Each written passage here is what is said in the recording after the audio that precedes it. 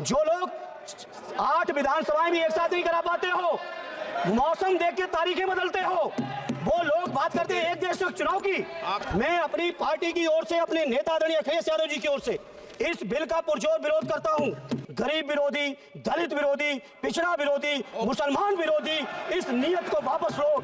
मुझे कहने में कोई संकोच नहीं, उस समय के हमारे संविधान निर्माताओं से विद्वान, बाबा साहब भीमराव अंबेडकर से ज्यादा विद्वान इस सदन में अभी कोई नहीं बैठा। मुझे कहने में संकोच नहीं है। समझ नहीं पा रहा हूं, अभी 2 दिन पहले संविधान को बचाने की, संविधान की गौरवशाली परंपराएं की कस्में खाने में कोई कमी नहीं रखी। 2 ही दिन के अंदर संविधान की जो हमारी मूल भावना है, 2 ही दिन के अंदर संविधान का जो हमारा बेसिक स्ट्रक्चर है, 2 ही दिन के अंदर संविधान का जो हमारा संघीय ढांचा है, उसको खत्म करने के लिए संविधान संशोधन बिल लाए हैं। मैं मनीष तिवारी जी से सहमत हूं और अपनी पार्टी और अपने नेता आदरणीय अखिलेश यादव जी की ओर से कहना चाहता हूं, ये बिल पूरे देश के जो अलग अलग भेष, भाषाएं, संस्कृति, क्षेत्र की जो मान्यताएं हैं, जो हमारे संविधान निर्माताओं ने बहुत सोच विचार के, मंथन, अध्ययन करके ये संघीय ढांचा तैयार किया था, राज्यों का गठन भी किया था संस्कृति के हिसाब से, क्षेत्र के हिसाब से, भाषा के हिसाब से, परिस्थितियों और समय के हिसाब से।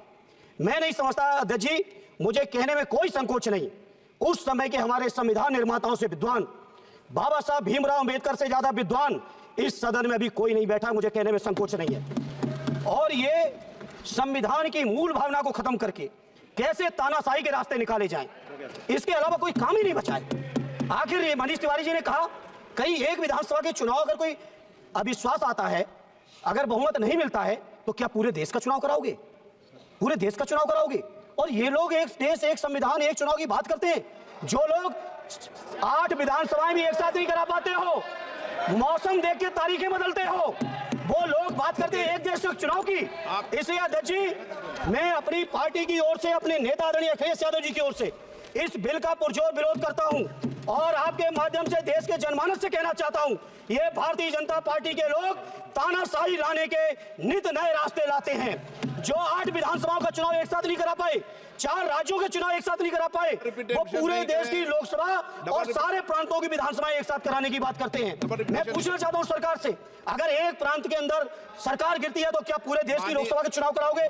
क्या अगर लोकसभा के चुनाव के चक्कर में उस प्रांत के लोग क्यों सफर करेंगे? अरे चर्चा कर लेना।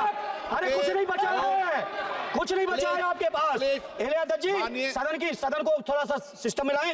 अध्यक्ष जी, आपसे अनुरोध है, आपके माध्यम से सरकार से अनुरोध है, जनता ने बड़ी उम्मीदों के साथ हम सबको भेजा है और हम सब लोगों की जिम्मेदारी है, ये संविधान विरोधी, संघीय ढांचे विरोधी, बेसिक स्ट्रक्चर विरोधी कई केसों की चर्चा की मनीष तिवारी जी ने, मैं उनके साथ जोड़ते हुए माननीय सर्वोच्च न्यायालय की भावनाओं के विरोधी, गरीब विरोधी, दलित विरोधी, पिछड़ा विरोधी, मुसलमान विरोधी इस नीयत को वापस लो। ये अध्यक्ष जी, आपके माध्यम से मेरी आपसे प्रार्थना है। बहुत बहुत धन्यवाद।